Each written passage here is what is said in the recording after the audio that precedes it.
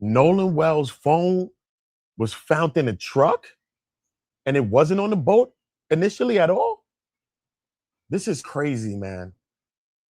But this is what the MDMR report, police report, is saying. So that detail raises new questions about the timeline and what happened that night. So according to Marine Patrol police reports, this is what investigators documented that night.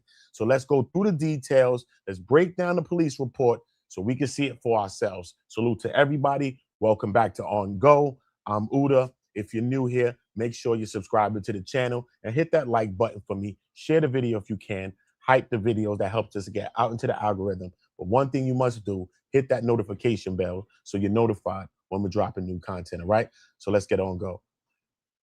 All right, this is the MDMR Marine Patrol report, and we're going to break it down real quick. We're going to go through a quick read of this. I just want to make sure everybody can see this paperwork. What I'm gonna do, I don't really like to put myself small on here, man. Y'all can see it a little bit better though, right? Hold on, let me see if I could do this. I'm not gonna be able to see myself, so I need y'all, make sure y'all voting on the polls. Make sure y'all dropping likes, okay? I want everybody to drop a like. I'm gonna be stopping to tell you that because y'all just won't drop likes. And when I'm reading, I'm behind the next screen. I cannot see what's happening on the screen. Okay, reading rainbow. I'm about to read for you. Some of your favorite content creators cannot read. So relax and let Uda do this. When we bring you to my neighborhood, niggas can't read. Hold up. Look. All right, now let's get into it. MDMR Marine Patrol. Okay, this is the police report, official sworn police report. All right. So as you can see, this is Bayview, this is Biloxi, the same area of where that boat that they were on, supposedly the Triton, after it made its last stop, and it was towed to that home in Biloxi.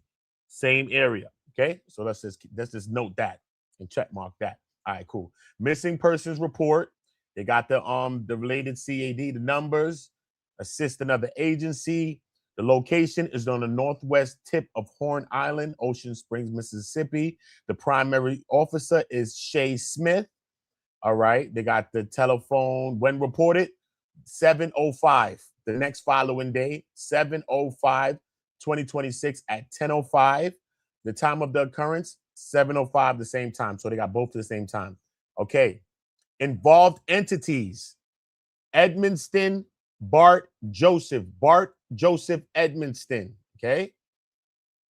Ocean Springs, Mississippi as well. He's age 21. Jerry Ralph Adkerson.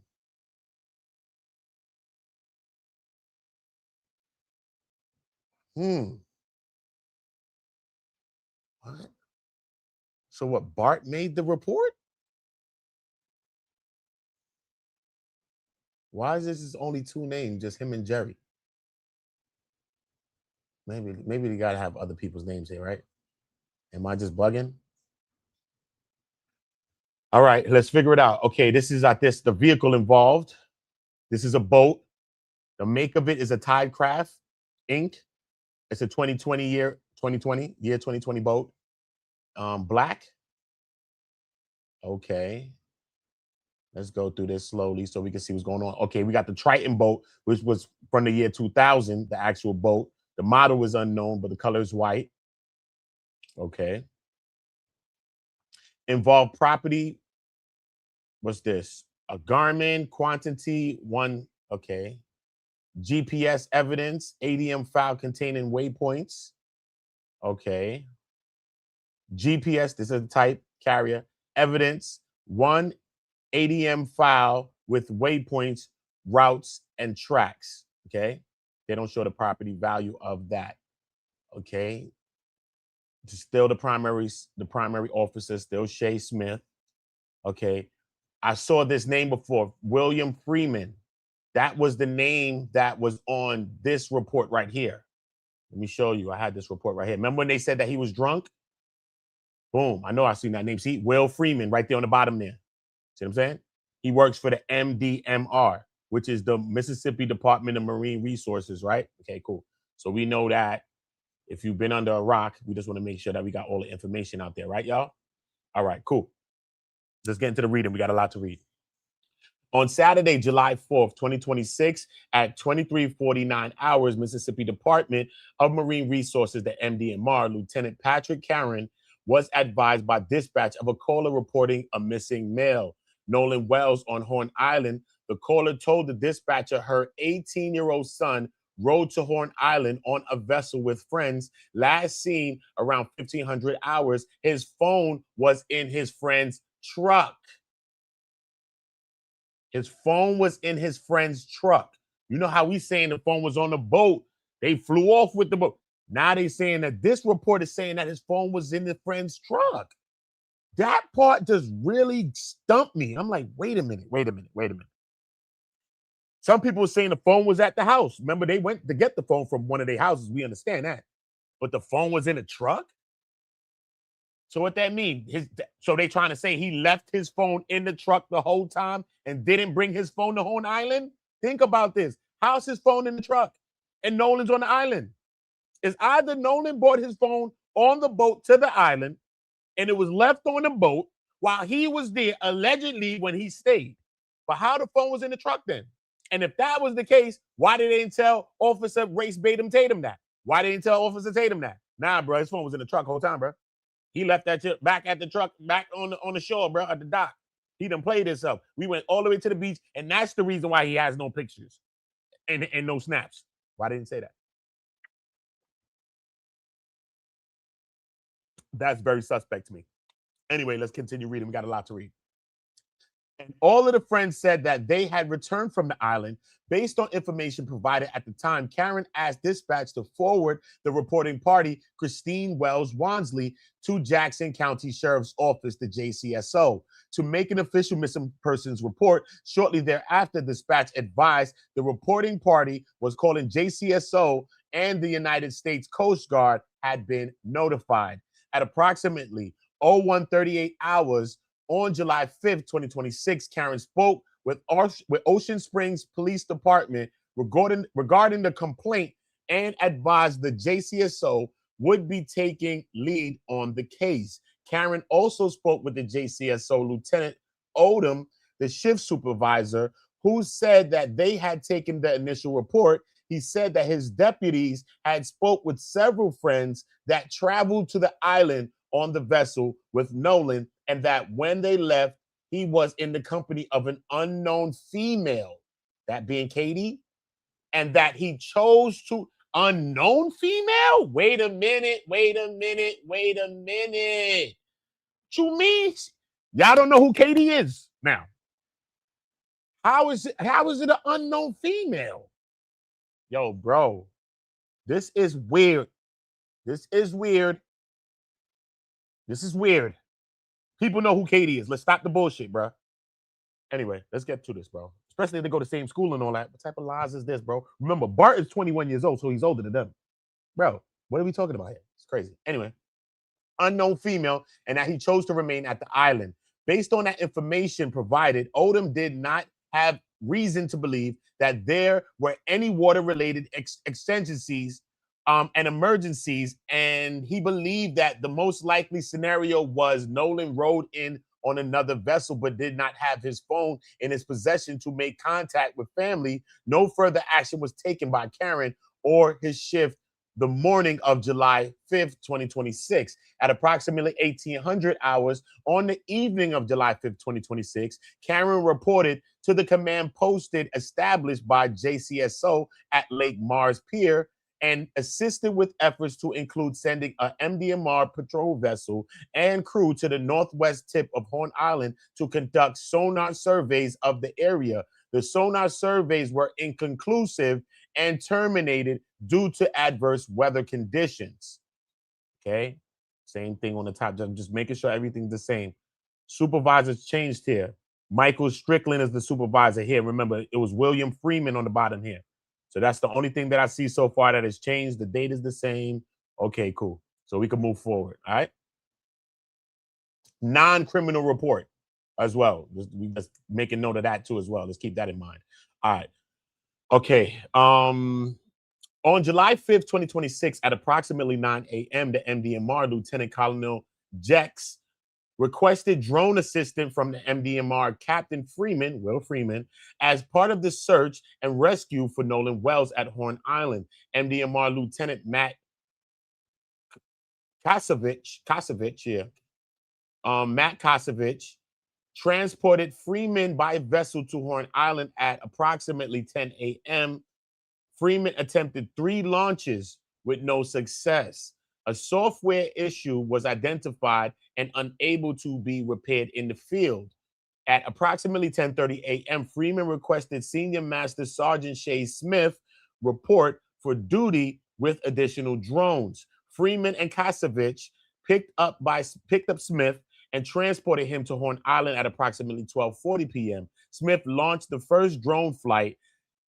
The launch location was at 30-14.603 north and 088-46.47 west PA, and the search area was approximately 0.1 square miles and consisted of a parallel search pattern.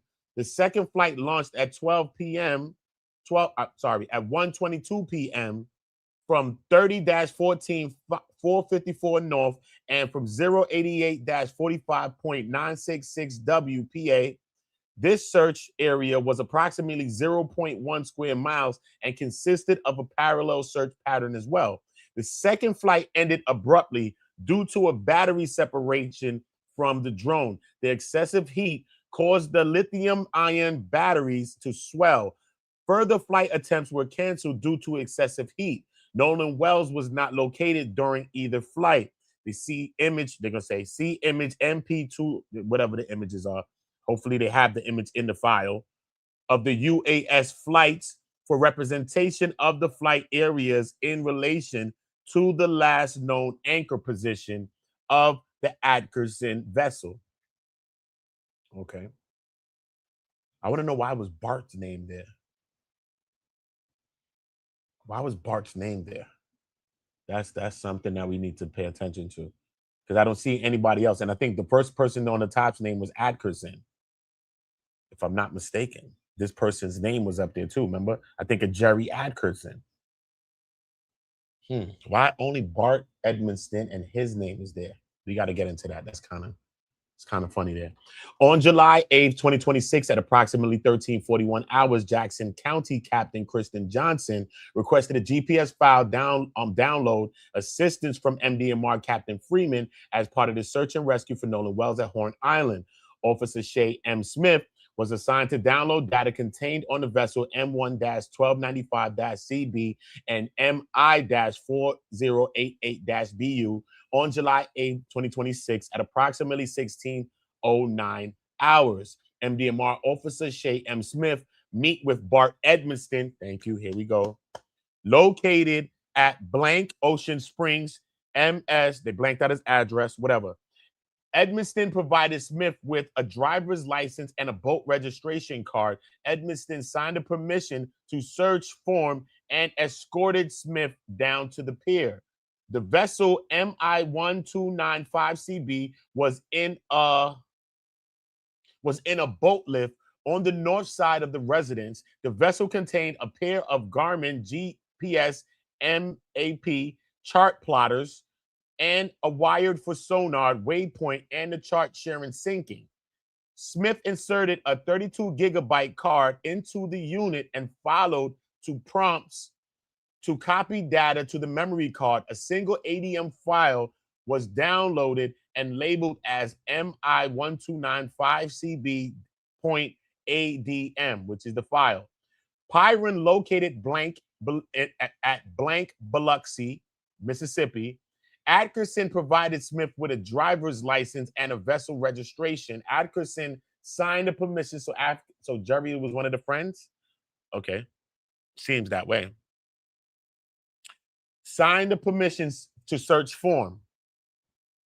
Vessel was MI-4088BU, was in the driveway of the residence. The vessel contained a Garmin, a GPS MAP chart plotter.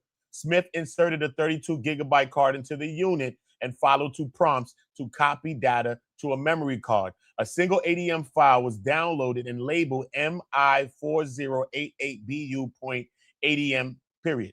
ADM on July 9th, 2026 at approximately 0900 hours, MDMR officer Shay Smith made a working copy of each ADM files. Smith used Garmin's home port to open the files. Each file contained the following. 1, MI1295CB point ADM contained waypoints. And 2, MI4088BU.ADM contained waypoints, tracks, and routes. On July 10th, 2026 at approximately 0930 hours, MDMR officer Shay Smith used Garmin home port to convert the ADM file into a GPX file, and the GPX file was ingested into Google Earth to develop PowerPoint slides, the dates, the time, and the routes of the vessels, which is, you already know the number, you see it there, displayed over satellite imagery. The following timeline was established, okay? But let's ask this question real quick. Hold up. I don't want to get too far. Look, what exactly is an ADM file? What is a GPX file? Because in this, they said they converted an ADM file into a GPX file, and that GPX file was ingested into Google Earth to develop PowerPoint slides with dates, times, routes of the vessels. So what is that? Explain that to us real quick so I can explain to my people. Hold up. Let's break that down so we know exactly what the hell going on. Okay. They're talking about mapping and tracking data from a vessel investigation. The ADM file, this is likely a file format created by a marine navigation GPS tracking device or software. The exact meaning depends on who the manufacturer is. So it contains raw navigation data, things like GPS points, vessel movements, routes, timestamp speeds, headings, and or other trip information. In marine investigation, these files often come from a boat's electronics, GPS chart plotter, or a tracking system. Now, GPX file is a GPS exchange format. This is common for GPS file format that stores location data in a way that many programs can read. A GPX file can contain waypoints, specific locations, for example, where a vessel was at a certain time, tracks, the path the vessel traveled, routes, planned or recorded routes, and timestamp when each GPS point was recorded. Okay, cool. So at least we know that now. So we know exactly what that is. See what I'm saying? It's good to do that. All right, let's get to the dates. Time, date, time, and location and action. On July the 4th, 0956 vessel departs blank El Camino Railroad, Four Horn Island. On July 4th, at 11:14, vessels arrives at the west tip of Horn Island. At 11:15-16:30 Central Time, the GPS dropping points consistent with stationary positions and GPS on. It doesn't say anything else there. Okay, at 16:31-17:24 Central, this is the time period. Vessels depart the west tip of Horn Island, northbound speeds between 0.06 and 4.2 knots for approximately 2.7 miles. Okay, wait. So at 16:31 to 17:24, this is when the boat leaves the western tip of Horn Island. Okay, but let's see how fast it is. If a boat is going in between speeds of 0.06 and 4.2 knots, 4.2 knots being the highest, and they travel for that for approximately 2.75 miles, is that really fast on a boat to be doing 4.2 knots? Let's see, bro. Hold up.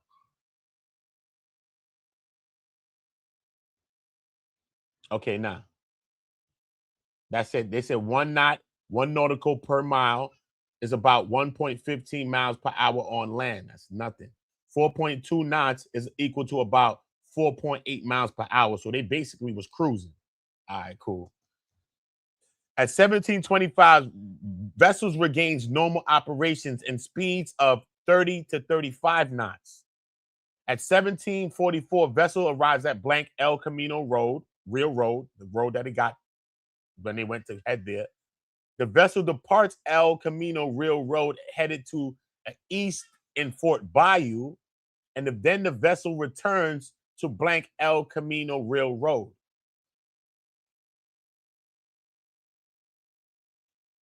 So why was the boat making all these moves? This is something that we got to see, because look, this is what we know, that this was happening. We know that from 1 to 2 to 2 to Horn Island, from 2 to 3, we're thinking around 3 is around the time maybe they had some engine issues, water ingress.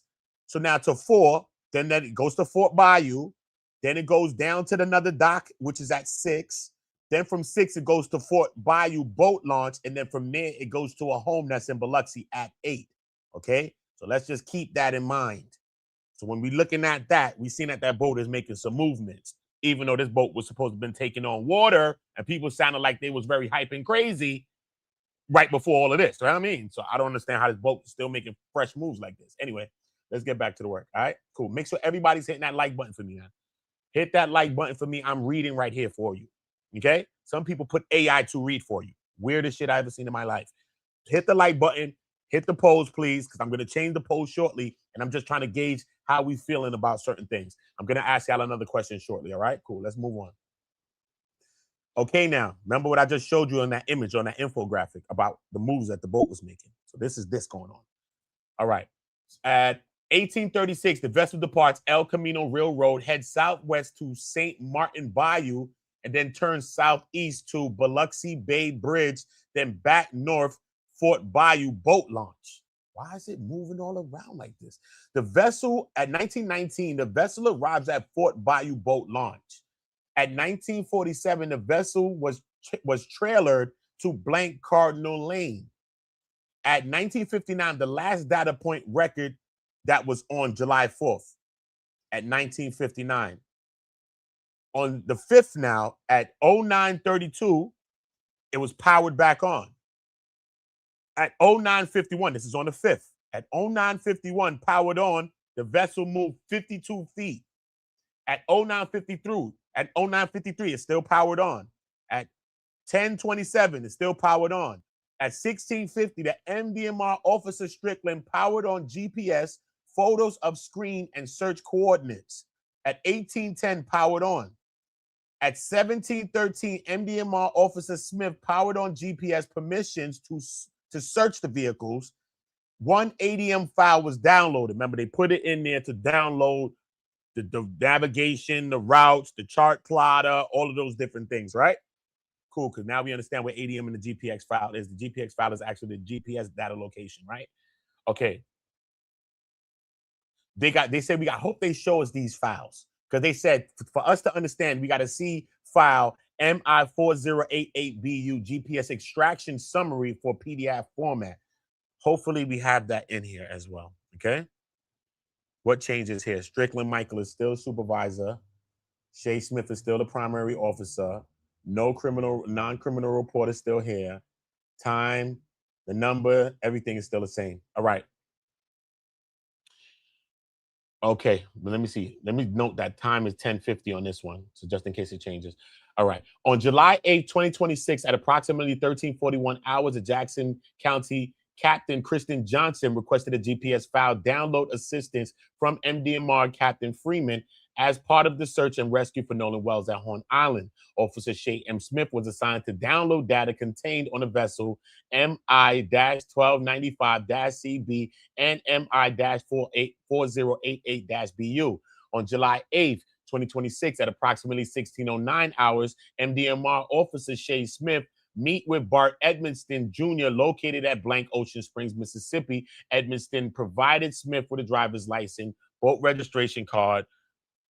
We read this already. Let me just see if something changes. They put it into there. Jerry Atkinson and Jennifer Pyron.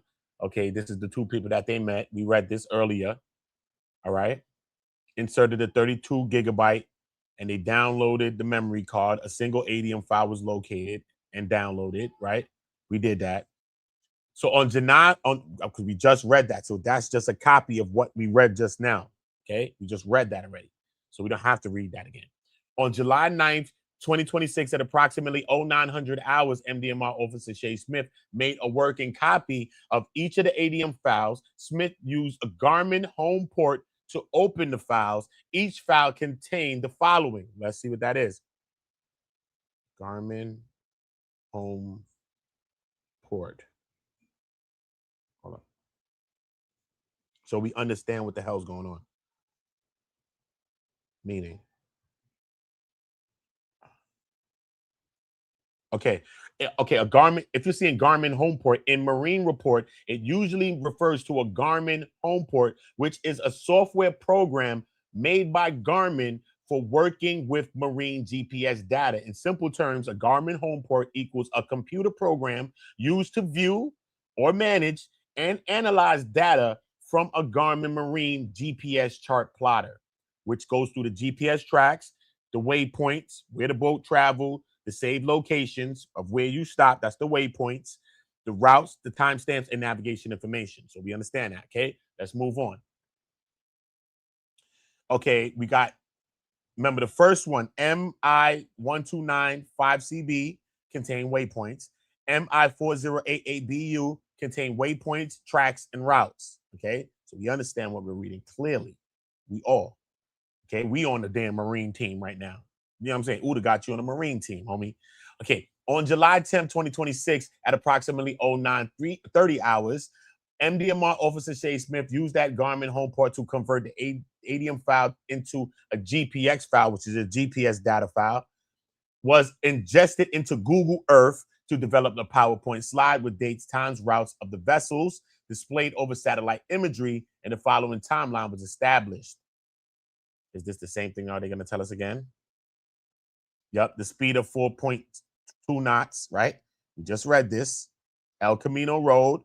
The vessel arrived at the western tip at 11:14, 11:15 to 16:30. The GPS dropping points consistent with stationary position on GPS. Remember, 16:31 to 17:24, the vessel departs the western tip of Horn Island. Northbound speeds was 0.06 to 4.2 knots and all of that, right? We read that. So we know that. We just want to make sure we got that. Okay. Same thing happened. Remember, it made all those moves. The boat make all the moves, right? Powered back on. That's on July the 5th. Officer Smith powered on with permissions to search, and one ADM file was downloaded, right? And we got to see the GPS extraction summary in the files. So we just read that. So that may be two different people reports on the same thing that actually took place. That's why that probably is duplicated, right? So we just don't want to have to read the same thing twice, okay? All right, this is something different. What has changed? The time has changed here. Remember, it was 11 o'clock just before? Now, remember, it was 10:05 before on the time of this occurrence right here. But this right here is saying it's 11:25. So that's changed. That's the only thing I see have changed. Besides Freeman to Strickland, Michael Strickland, who's the supervisor. That changed from the first page, okay? So let's just remember. So are they related? The reporting officer is Jacob Strickland. Were they family? Anyway, on July 5th, 2026, at approximately 11:55 hours, Mississippi Department of Marine Resources, Office of Marine Patrol Master Sergeant Jacob Strickland received a call from Captain William Freeman to locate and interview a female subject that was possibly involved with the missing persons on Horn Island. Officer J. Strickland reported the residence of Eleni Naquin, Pascagoula, Mississippi. Pascagoula. Hope I pronounced that right for y'all.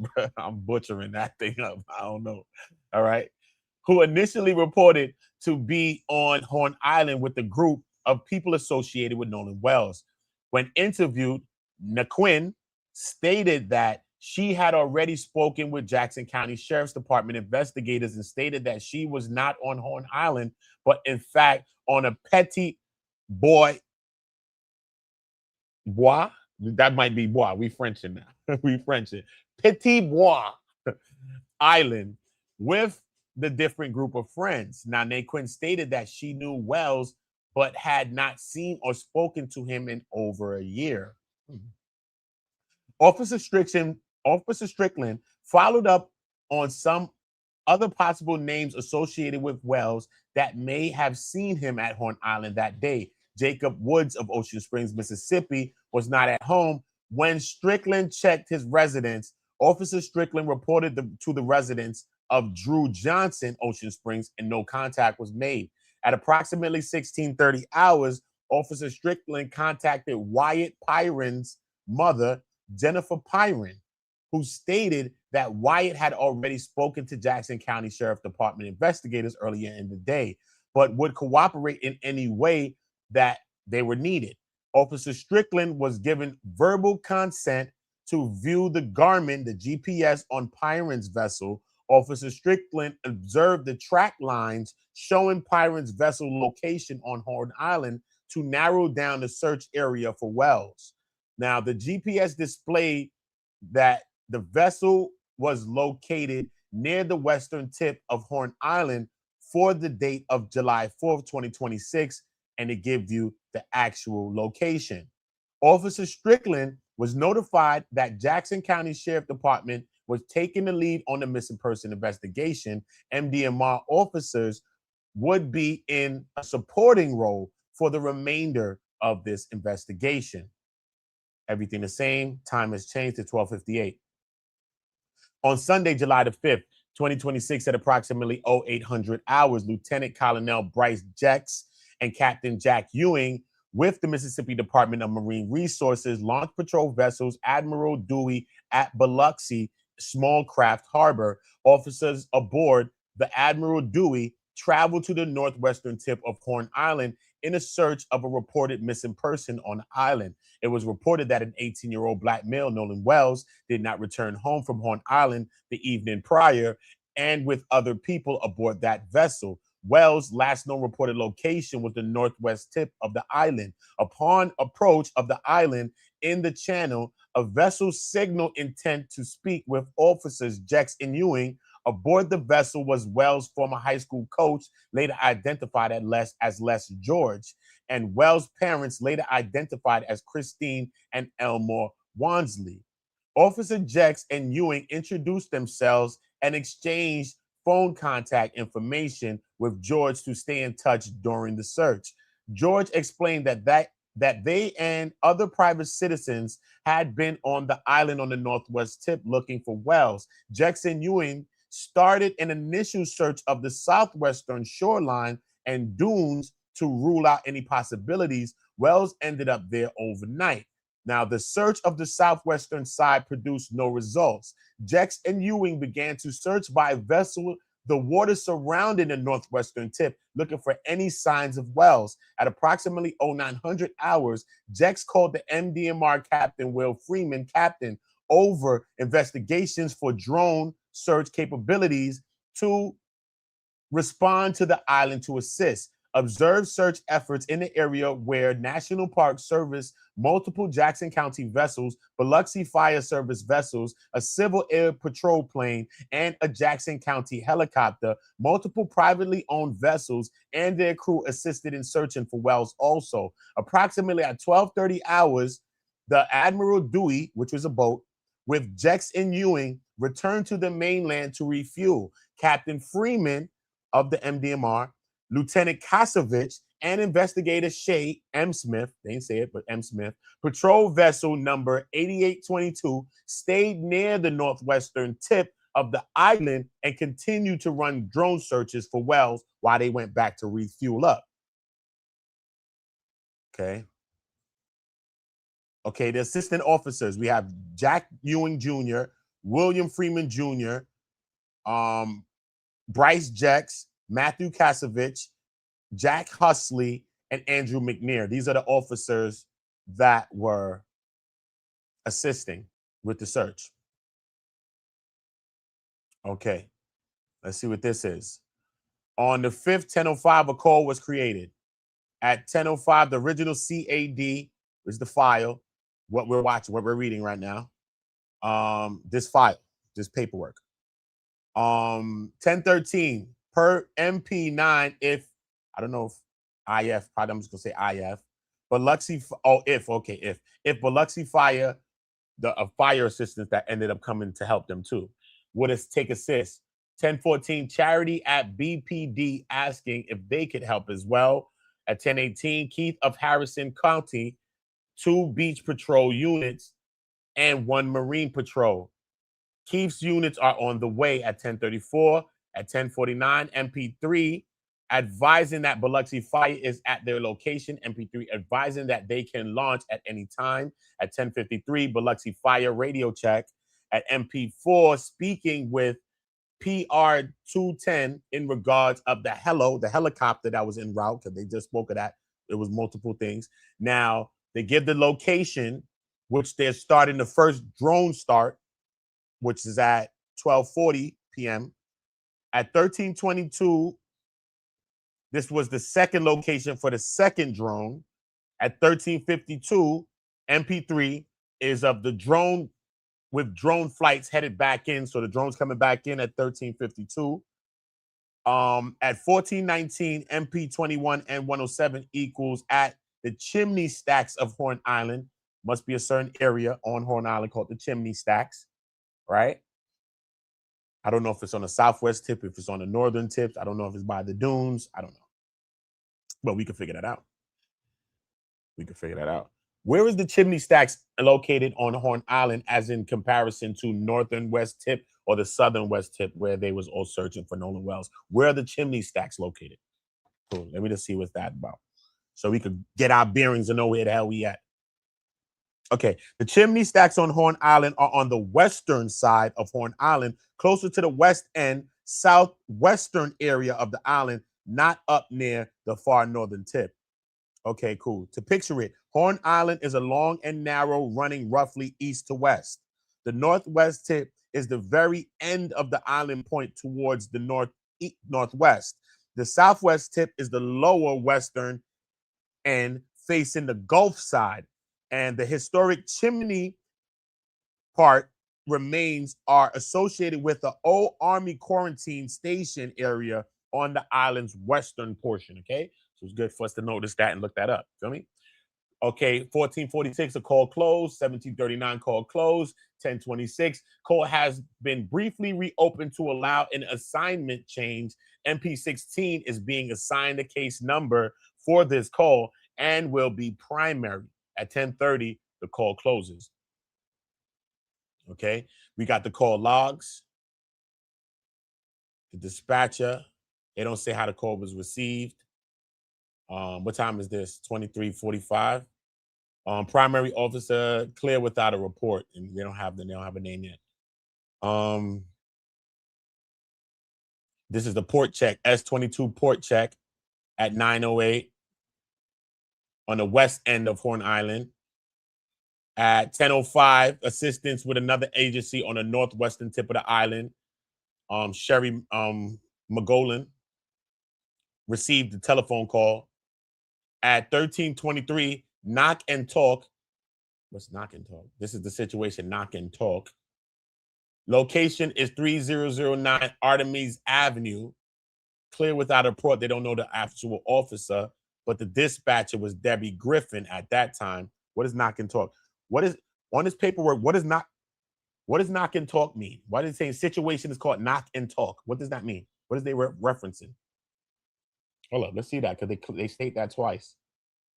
Knock and talk is law enforcement term. It refers to a situation where officers go to someone's home, to property, to knock on a door and try to talk with someone or person to gather information or to ask questions. Okay, so that's a knock and talk. So these are them going to actual locations, people's houses, and actual actions. So they went to this location first, Artemis Avenue, and then they went to Playboy Park, okay, and did a knock and talk as well, okay? It's good for us to look it up so we can understand what the hell is going on, not just read it, just to read it.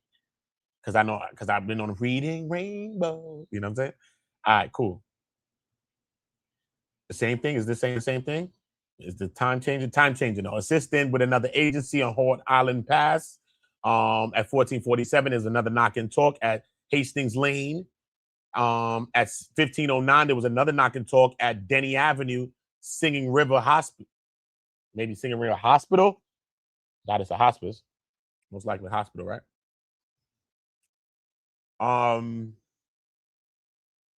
15:29. So they went to check hospitals. Okay, cool. Because we see there's another one here. There was another knock and talk at Raynor Biloxi Hospital. Okay. This is a follow-up situation at 1640 at Cardinal Lane. Remember, Cardinal Lane is where they said in Biloxi is where the boat went. from early in the report, because they blanked out the actual address, but they put an address now here, but they blanked it out earlier in the paperwork. Okay. This is a relation to one of the people, one of the family members. I don't know if I think that's Bart. I think that was Bart's location, Cardinal Lane, or his family member or family member of Bart. I don't think that was Jerry Adkerson. Remember, that's the two people that they're talking about that was assistant, that they went to check their boats and they gave them permission to search. And remember, they got the ADM file and the GPX file that converted. Yeah. So I think that first location was Bart. Okay. Assistant of another agency at Lake Mars boat ramp. Okay. Cool. Okay. At 9/11, assistance with another agency at Horn Island at 10:07. S25. Situation is deceased. Oh, yeah. Because remember, this is on the 6th now. Okay. Remember, he was missing on the 4th, but they recovered his body on the 6th. So they found his body now, basically, is what they're saying. They found the subject, most likely, and he's deceased. Because this is on the 6th. They found his body on the 6th. The first autopsy was done on the 7th, and then they held the body for like 2 to 3 days. And then when Ben Crump and his family opened the separate investigation, they got a chance to do a second autopsy. That second autopsy happened on the 10th of July. Okay. And we understand that the body was decomposed more, you know what I mean, which also helped to obscure maybe bruises that could have taken place as the body starts to decompose. Certain things may not be as visible, certain bruising in the muscle tissues and stuff like that. You know what I mean? Good thing that they did see the discoloration in the subcutaneous tissues, the soft tissues that was on the back of the head. See what I'm saying? Cool. Let me just keep you up to date what's going on. So he was located on the north tip of Horn Island.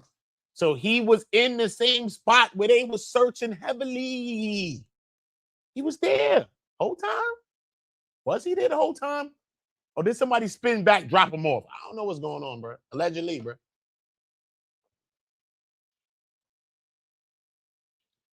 Because Ben Crump is on that part to say, yo, bro, with all them tides coming in, going out, a tide could take the body way deep into the ocean, yo. You don't have to stay close to the island. What do you think is a magnet, the water to the shore? Bro, a body could be, a stick, a body, a log, anything could be dragged out to the ocean, bro. You know how many people get dragged out into the ocean, sucked through tides? You think they end up right back on the island, bro? You be in the middle of the ocean floating, bro. Do you understand that? But yet he's back in the same spot where they've been with searching. That's mad suspect, bro. It's mad suspect. Okay, what you say? Suspect. All right, cool. Damn. Shit.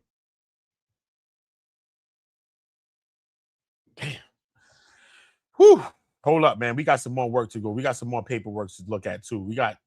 Let me look at this. Plus, somebody else was arrested as well.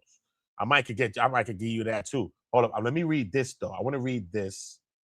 Hold up. Where am I? Hold up. I do want to read this, too, as well. Hold up. Let me read this as well. Hold up. Make sure y'all like it. Make sure y'all subscribing. All right. I think this is it. This is one of the latest reports that came out.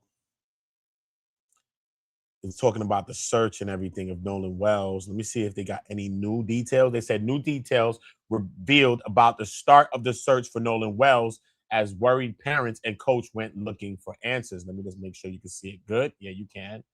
All right. So this also comes from the MDMR, Mississippi Department of Marine Resources. Okay, need to know. A newly developed police report shed some light on early stages, which I just read you the police report. 18-year-old Nolan Wells, who seemingly vanished. He was found 2 days later. His family pushed back on the initial suspicion that he drowned and called for a thorough and transparent investigation. Nolan Wells hadn't officially been missing for even 12 hours, and the sun was still stumbling its way into the sky when on July 5th, some of the law enforcement's officers searching for him had an unexpected encounter. Officials with the Mississippi Department of Marine Resources had taken a patrol boat out from Biloxi around 8 a.m. local time and ran into another boat as they approached Horn Island, where the 18-year-old Wells was last seen during a large 4th of July party. Now, let me zoom it in for y'all a little bit more. The boat was carrying Les George, the head coach. We just read this, the football coach on the Southwest Mississippi Community College, as well as Christine and Elmore Wells, the worried parents. George explains to the officers that they and other private citizens had been on the island on the northwest tip looking for Wells. States a 15-page police report, which I just read for you, obtained by various outlets, including ABC News. The report released by the MDMR sheds light on some early stages of the hunt for Wells, who seemingly vanished in plain sight from Horn Island on July 4th. Later, some of his friends would chose to stay behind at the party with a young woman, and a preliminary advisory from the MDMR, also obtained by ABC, stated that Wells was believed to have been drinking heavily. That, however, has not been confirmed and has become its own flashpoint for debate, given that other people at the party have said that they were all drinking as well. Wells' family have publicly questioned the accounts of him separating from his friends, saying that they are inconsistent with his character. It would have been reckless for him to separate from his group, they say, in part because he didn't have his phone, which the friends also claim that he left behind to protect it from the ocean. So he left his phone in the truck. He left his phone all the way in the truck and got on a boat with y'all and headed to Horn Island because his phone wasn't on that boat. At least that's what the first thing that y'all told him, right? The phone was in the truck. Come to find out, Christina, her friend, had to go pick it up from one of their houses. Gotta keep the facts and the timeline in our head. We have to keep going back to make sure we on timing, bro. Trust me, we in our own investigation. This is called UDA investigating Nolan Wells right here. This is ongoing investigations, bro. And an investigation is ongoing, bro. Wells' final hours alive and his cause of death remain unclear. Which part of the boat? They don't say. Okay, no. This is the Horn Island. I wonder what part is that. Wonder what part of the location was that.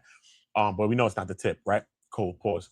According to the MDR report, the officers were notified of Wells' disappearance around 11:50 p.m. on July 4th when a dispatcher said that the Wells moms had called to report him missing. A friend with Wells on the island earlier that day, Warren Hudson, was the one who first called Wells' moms about his unknown whereabouts. Hudson and Wells' mom have both said the caller, Wells' mom, told dispatcher her 18-year-old son rode to Horn Island on a vessel with friends, was last seen around 3 p.m. His phone was in a friend's truck. You believe that? You would not, I don't care, bro. You would not leave your phone in a friend's truck, bro, and go all the way to an island that's 30 minutes away by boat. You don't want to take pictures? You with a little baddie, you know what I mean? You got your little, you know what I'm saying? Your little white baddie, I guess what he call a baddie, whatever. But yo, you got chicks on the thing, all kind of thing going on. You like to Snapchat, do social media. You're going to leave your phone all the way in the truck at the dock, bro? Not even on a boat where you could go and get it? What, your phone is on a boat, it's going to get lost? It's going to go in the water, bro? You stupid or you dumb? Are you stupid or dumb? Which one? That shit just sounds shaky as hell. All the friends said that they had returned from the island, the police report states. Now, Wells' mom was told to contact the county sheriff, and which she did along with the U.S. Coast Guard, according to that report. About 90 minutes later, early on July 5th, a lieutenant with the MDMR spoke with the police in Ocean Springs and said that a Jackson County sheriff would be the lead investigator. Now, the sheriff's lieutenant who took the initial missing report said that his deputies had spoken with several friends that traveled to the island on a vessel with Nolan, and that when they left, he was in the company of an unknown female. How you saying unknown female? Why they not saying Katie Holmes? Why they not saying no one knew Katie? Katie wasn't on the boat with them.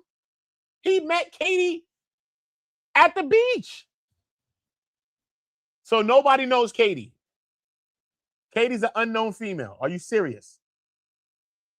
Come on, bro. With an unknown female, and that he chose to remain on the island, the MDMR report states. Now, based on the information provided, the sheriff lieutenant did not have reason to believe that there were any water-related exigencies and emergencies, according to the MDMR report. Now, and he believed that most likely scenario was Nolan rode in on another vessel, but did not have his phone in his possession, to make contact with the family. On July 5th, around 6 o'clock, the MDMR lieutenant went to assist with the search for Nolan Wells, included through inconclusive sonar surveys. Who the hell will want to stay on this dusty-ass island? Ain't nothing there. What? Even on Castaway, he got 1-2 palm trees on the motherfucker. He had a coconut, a volleyball or some shit he done drew a face on. Something was on the island, homie. Keep it real with Uda. Ain't nothing on this damn island. Shit look barren. Get the hell out of here, bro. Nobody want to stay on that dry-ass island. Get out of here, bro. Separately, around 9 a.m. on July 5th, another MDMR lieutenant requested, be quiet, dog, drone support. I have a dog, a corgi, actually. Support and search, which was conducted through a cut short due to the heat. We already read that. I'm just trying to say if this says anything else. Okay, cool. Wait. Let's see. Okay, on July 5th, after the MDMR officers ran into Wells' parents, remember they ran into them while they was on the other boat with the coach, Les George. While headed to Horn Island, they did an initial search but found nothing. They also looked in the water when they reached out to another official about drones. Others joining in the search at the point were the National Park Service, because remember, his body was actually located by a National Park Ranger. That's who found him on the 6th, 2 days later. Okay, so luckily that they got involved too with the search, because one of their officers, one of their rangers, is the one that located Nolan Wells' body on the same northwest tip of the island, where not only the moms, the coach, the pops was searching, drones was flying out over there. They were searching multiple units. Helicopters was outside. They had fire services. Everybody searched the northwest tip. They went and ran down on the southwestern tip, and they did the chimney stacks that I Googled for you. They did the dunes and everything just to make sure they ruled all those things out. They didn't find him nowhere in the south end. His body ended up being located in the whole northern tip where they first initially was searching from the very beginning. I think that's weird. Tides could drag a body all the way out to the middle of the ocean. How's he still there after 2 days later, after you searching it for 2 days? Jackson County Sheriff John Ledbetter, went on to tell the media after Wells was found unalive that they saw no initial signs of foul play and suspected that Wells could have drowned in the area, which is known for its dangerous rip currents. His family has called that a rush to judgment, demanding a comprehensive investigation. Wells' parents have also said that they worry that race could be a factor in the case, given the state's fraught history. In addition to the early search efforts, the MDMR police report outlines some investigative tips that law enforcement took. They gave me the time. GPS data from 2 vessels. You know that we did that. The afternoon, they've seen Bart Edmonston, who has since said that he has no connections to Wells' unaliving, consented to the search of his boat and download of his GPS data from there, according to the MDMR. Remember, they went to his house, I think at Cardinal Lane. Is it, Bart? Eye on you, homie. Hold up.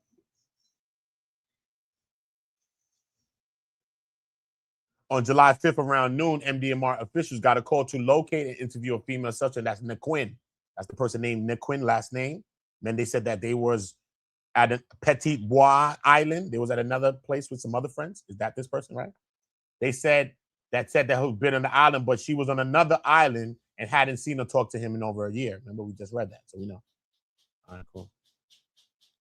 Um,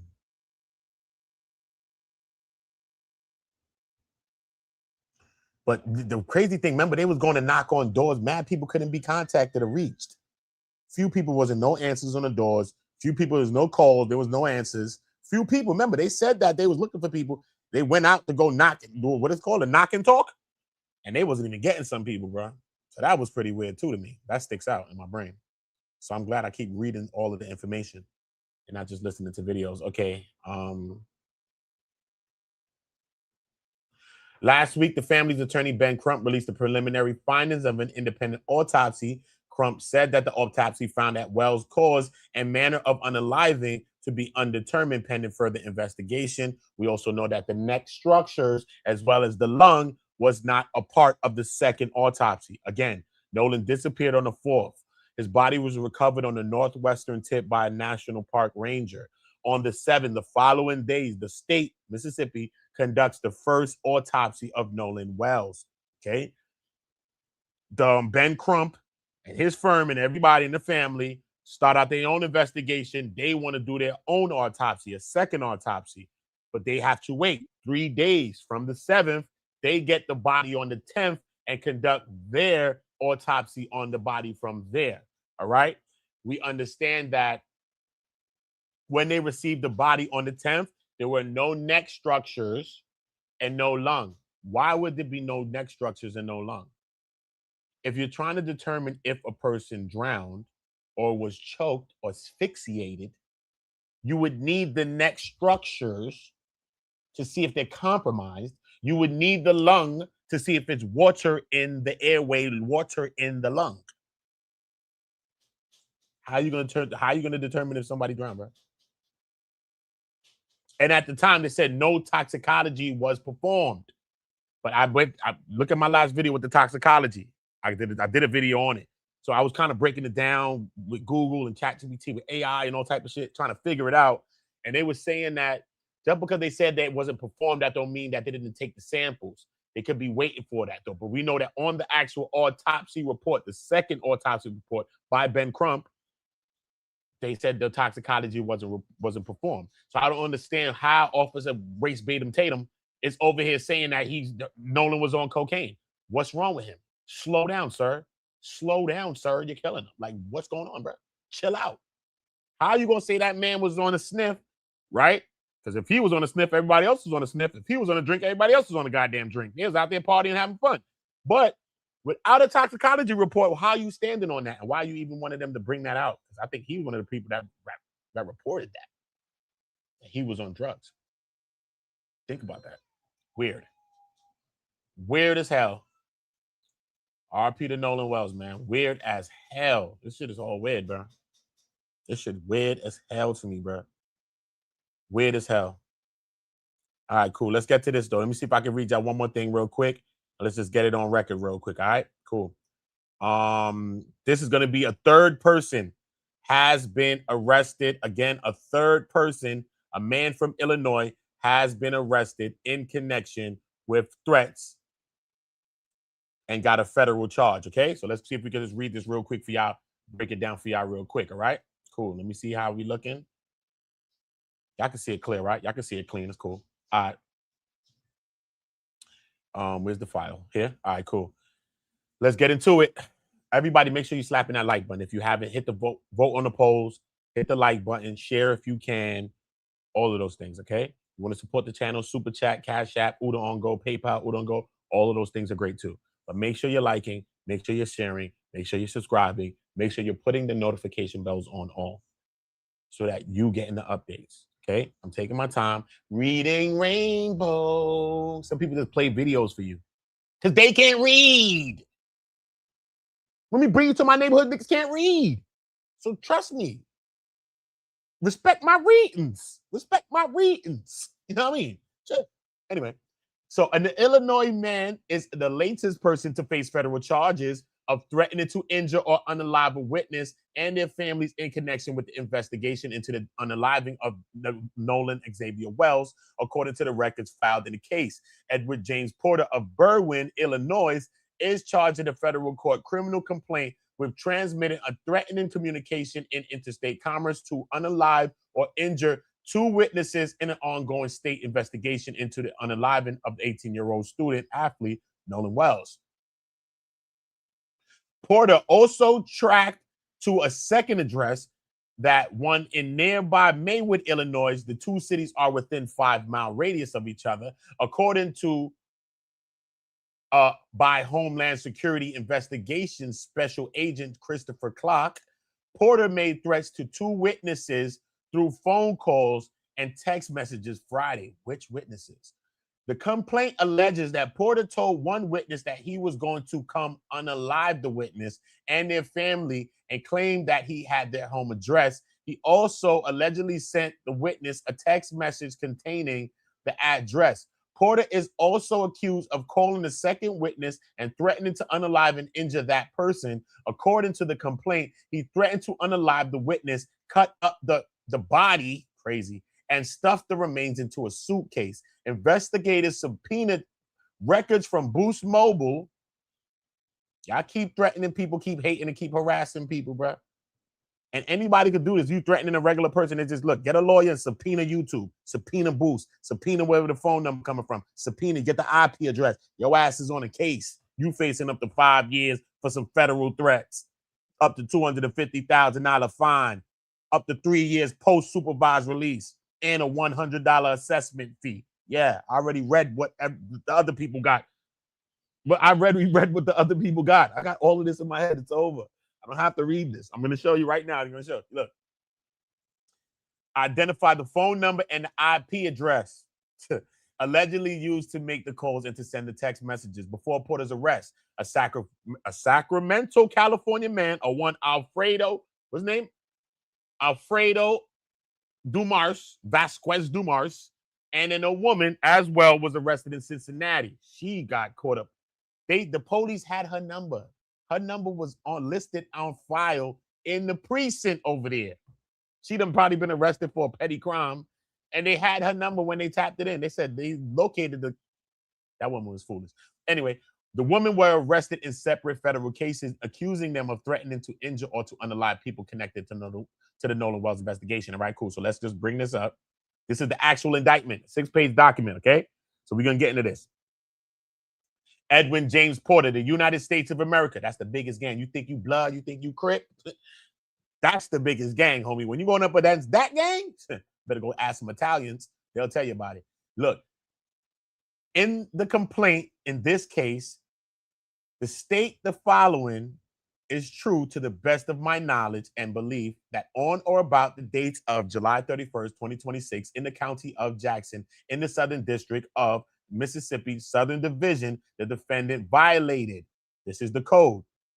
See what I'm saying? The second lady got Title 18 USC 844. Okay. The first person, Alfredo Vasquez Dumars, whatever his name is, Alvarado, whatever his name, he got this charge, which is 18 USC 875C. They both got the same charge here. Okay. Something's different about 844 and 875. I could go into a breakdown for y'all. I'm going to go check it out. Okay. Defendant James Porter transmitted in interstate commerce a threatening communication containing a threat to injure a person of another in violation of 18 USC 875C. Let me just do this right now. Okay, cool. All right. As far as the 3 people that's been arrested in the Nolan Wells case, right? The people that's making the threats. Okay. I understand that the first person, the Sacramento, California man, I think Dumars is his last name. He was charged with 18 USC 875C, if I'm not mistaken. The second person that was arrested was a woman in Cincinnati, Ohio, and she was charged with 18 USC, I think 844, right? Now, this third person that's arrested right now from Illinois, a last name Porter, has the charge of 18 USC 875C. What is the difference in between 875C and what is the difference in between the charge that the second person from the woman from Cincinnati got charged with? Search her charge and tell me the differences in between each charge, because I don't understand why they're different. Let me just figure that out while I'm reading. All right, cool. Okay.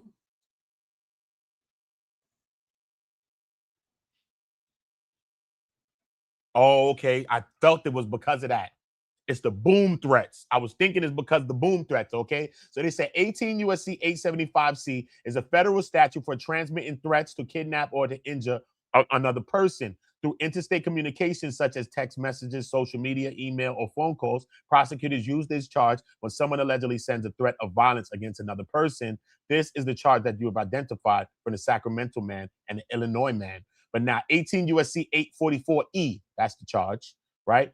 Which is likely the statute you mean rather than just 844. I knew I couldn't remember the E, the letter at the end, is different because it covers boom threats and threats involving fire and explosives. A person can be charged under that statute for communicating a false boom threat or threatening the use of explosives, even if no boom actually exists. Okay? Because that person said, yo, I'm about to boom the building. Y'all still in there, bro? And called again and said, yo, y'all still in here? I ain't just threatening y'all, tell y'all to boom the building. And then they end up evacuating the building in Cincinnati, Ohio. So that was the whole thing. Cool. So we got that covered. Cool. Christopher Clark, being duly sworn, states as follows. I am an agent with the Mississippi Office of Homeland Security, currently assigned to the Federal Bureau of Investigations, Mississippi Violent Crimes Task Force, located at Gulfport, Mississippi. I am a graduate of the Harrison County Law Enforcement Training Academy and have been a sworn law enforcement officer since 2017. I have participated in numerous investigations involving narcotics and violent crimes. I am thoroughly familiar with the investigative techniques used in these investigations, such as undercover agents, the use of cooperating witnesses, the analysis of toll information, that's telephone calls, that's toll information, search and seizure warrants, and grand jury investigations. During my law enforcement career, I have received training and gained experience in digital evidence collection, electronic communications, investigation, search and seizure, interview and interrogation techniques, surveillance, and criminal investigations. I have participated in numerous investigations involving boom threats, threatening communications directed at public officials and law enforcement agencies, and threats communicated through social media, email, telephone, and other electronic platforms. I have prepared and executed numerous state and federal search warrants for the electronically stored information and digital evidence, including records maintained by online service providers, telecommunication providers, social media companies, and electronic communication services. I have utilized subscriber information, IP address records, account activity, electronic communications, and other digital evidence to identify account holders, authenticate communications, establish attribution, and gather evidence related to federal criminal offenses involving threats of violence and intimidation. Now, the aforementioned instances involved investigations related to the violations of both Title 18 and Title 21 of the United States Code. I am authorized by law or by a government agency to engage in or supervise the prevention, detention, investigation, or prosecution of a violation of federal crime laws. Now, this affidavit is based upon my participation in this investigation, reports I have read related to this investigation, and conversations that I had with law enforcement personnel. Based on this information, I am aware of the following facts. Summary of probable cause. This is the reasons of why they believe that it's you. This is the probable cause. On July 31st, 2026, Edward James Porter placed telephone calls to a witness in an ongoing state investigation, hereinafter referred to as W1. Witness 1. Okay, that's W1. That's witness number 1. Between 6:38 a.m. Central Time, CT, and 8:36 a.m. Central Time as well. During that telephone call to witness number 1, Porter stated that he was going to come and unalive witness number 1, witness number 1's family, and that Porter had witness number 1's address. Porter, at approximately 6:43 a.m. Central Time, sent witness 1 a text message with witness 1 residential address in the Southern District of Mississippi. Damn, nigga, he really did have the address. Porter also contacted another party with the state of Mississippi, hereinafter referred to as witness number 2. Porter informed witness number 2 over the telephone that Porter was going to come and unalive W2, everyone in the home, and Porter would unalive any cops, and witness number 2 was to be unalive. Porter further stated to witness 2 that Porter was going to cut up W2 and put W2 into a suitcase. The aforementioned telephone calls threatening to unalive witness 1 and witness 2 and their families originated from Porter in violation of Title 18 USC 875C. On or about July 31st, 2026, an unidentified individual at the time who was later identified as Edward Porter utilized the telephone number of 228-336-3187 to call a witness in an ongoing state investigation, hereinafter referred to as Witness 1, and Porter placed the telephone calls to Witness 1 between 6:38 a.m.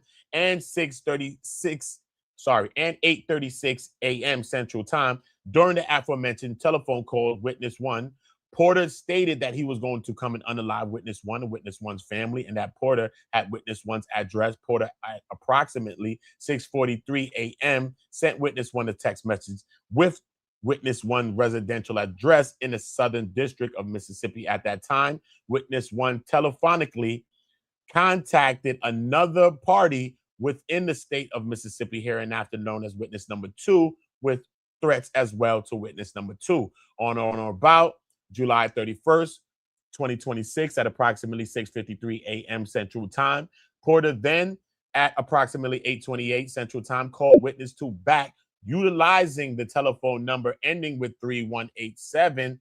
Porter also telephonically called Witness 2 at approximately 8:36 a.m. During the aforementioned telephone calls, Porter informed Witness 2 over the telephone that Porter was going to unalive Witness 2, everyone in the home. He would unalive any cops, and for a fact that Witness 2 was going to be unalive. Porter stated that to Witness 2 that Porter was going to cut Witness 2 up and put Witness 2 into a suitcase. Okay, cool. So I just want to make sure that we read the same thing twice. Okay. On or about July 31st at 2026, at approximately 8:35 a.m. Central Time, Porter, utilizing the same phone number ending in 3187, and contacted Witness 1 and informed Witness 1 that Porter was outside Witness 1's residence and was going, you were outside the house? Is wild. A subsequent emergency disclosure request was submitted to Pinger in reference to what agents identify as text-free number. He had a text-free number, thought he was slick. You see how people using text-free numbers think you slick? You're not slick, bro. You're not slick. Pinger provided a response to the request at approximately 9:33 a.m. Central Time. In response, Pinger provided 2 IP addresses. On or about July 31st at approximately 10:22 a.m. Central Time, an emergency disclosure request was submitted to Comcast for the Pinger provided IP address of 98.215.95.54. In response, Comcast provided the subscriber for the aforementioned IP address to be Edward Porter of the 773-896-0293 at 6908 Cermak Road, apartment 204, Berwyn, Illinois, and they give you the zip code. On or about July 31st on 2026 at approximately 10:48 a.m. Central Time, an emergency disclosure request was submitted to Boost Mobile via Subcentio Inc. for Boost Mobile telephone number 773-896-0239. Subcentio Inc. provided the subscriber to the aforementioned telephone number to be Edward Porter. Got him again. 826 South 17th Avenue, apartment 2B, Maywood. So this is how they have the 2 locations. And they said that both addresses, the first address in Berwyn and the next one in Maywood, Illinois, are within 5 miles of each other, these 2 locations. Okay? That's what they said in the report. So we got to keep that in mind. Okay.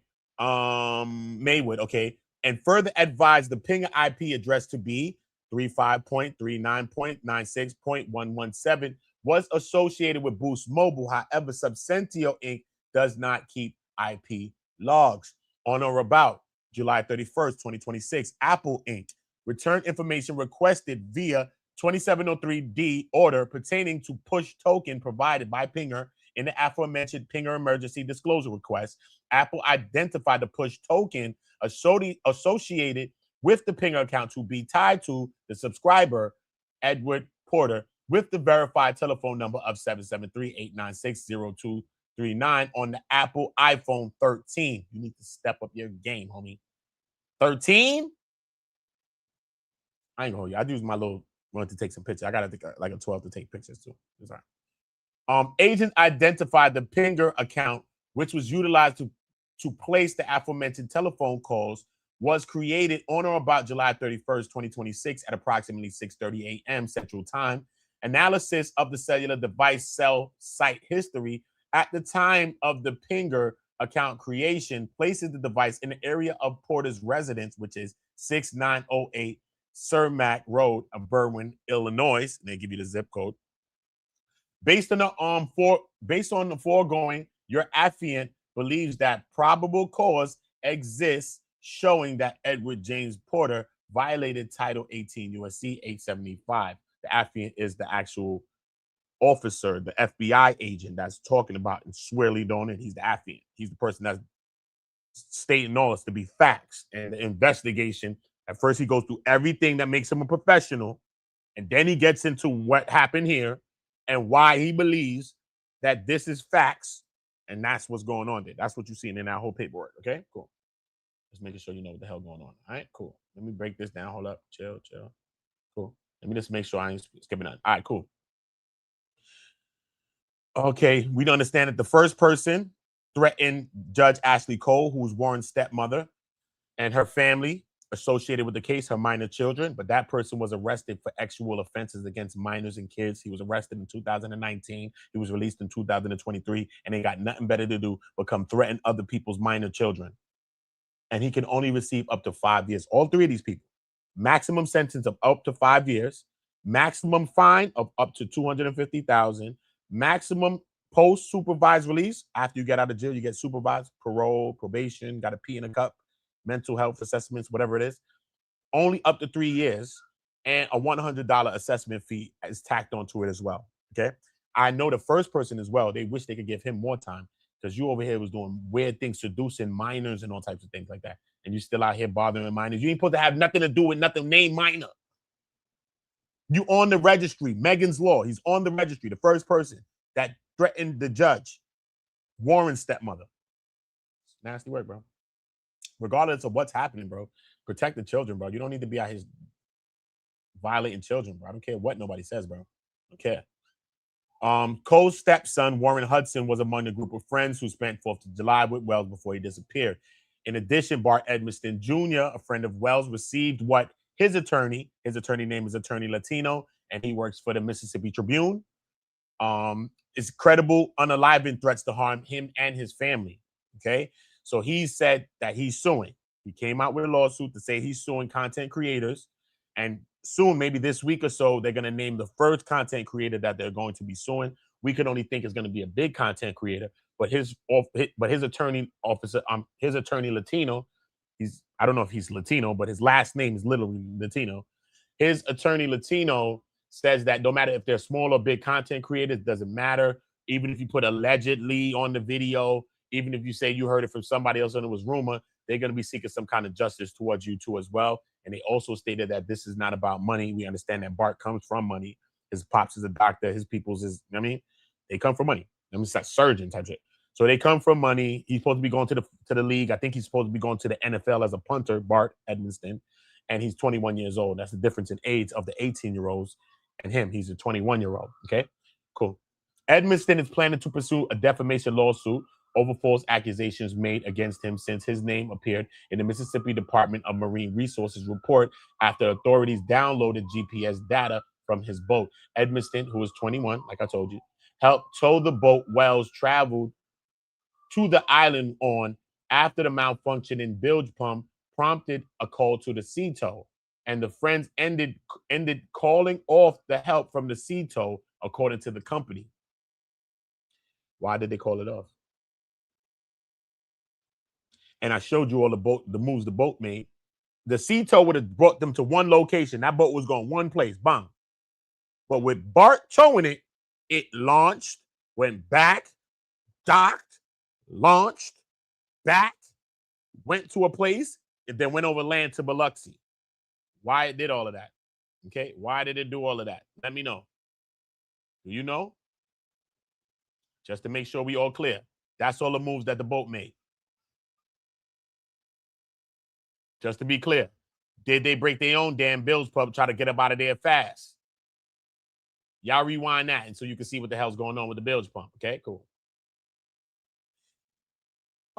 Porter is the third person arrested on federal charges alleging threats against people connected to the Wells investigation. Porter is accused of threatening witnesses in Jackson County in the Southern District of Mississippi. The Wells case has drawn a widespread attention, prompted multiple investigations, and fueled unfounded speculation about what happened after he disappeared during a trip to Horn Island with friends. Now, Wells' friends returned to the mainland without him, with his phone allegedly in the truck, not in the boat. That's what this video is about. His phone was never on the boat. His phone was in the truck. That shit is weird as hell. Okay? Who the hell's going all the way to an island without your phone? Because you don't want it to get wet. Are you stupid or are you stupid? Only a kid could think of a story like this, bro. Only a child could think of this as an alibi, bro. How is that an alibi, bro? I would leave my phone on the boat, not in the truck. Why? That makes no sense. You rather said he forgot it accidentally in the truck, not he left that there because he wanted to be wet. Stupid as hell. The group also returned with Wells' cell phone. Since Wells is unalive, Wells' parents, Elmore and Christine Wansley, have hired civil rights attorney Ben Crump to do an independent investigation into their son's unaliving. An independent autopsy of Wells' body listed the cause of manner of unaliving as undetermined, pending a further investigation.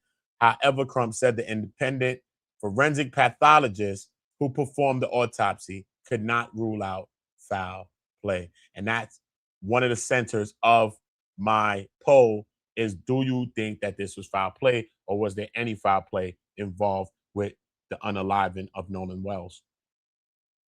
It's crazy, man. Most definitely is a crazy video, man. Yeah, man, some weird circumstances. Salute to everybody that popped in there. Drew, everybody is in there willing to win. Salute Drobo, salute. You know, when I'm reading Rainbow, I can't see nothing. Caramel, salute. Make sure everybody subscribing to On Go. Dahlia, salute to her. Yeah, man. Shadow the Titan Watch, salute to everybody in the building, man. I appreciate y'all all. Yeah, man. That's some of the updates right now. I do have another update that I want to do as well. So I'm going to fire up another live right after this. But what I need for everybody to do is make sure they're liking, make sure they're sharing, make sure they're subscribing, make sure they're putting on the notification bells on go. Make sure you're hyping these videos. Hype these videos. After this is done live, you can hype it. Hyping helps it. Comment on any of these Nolan Wells videos. I've just created a playlist and put all of my videos into a playlist as well. So comment on any video. It don't matter if you drop an emoji, drop a boat, drop a siren. Don't matter. You even got to put words. But make sure we're commenting.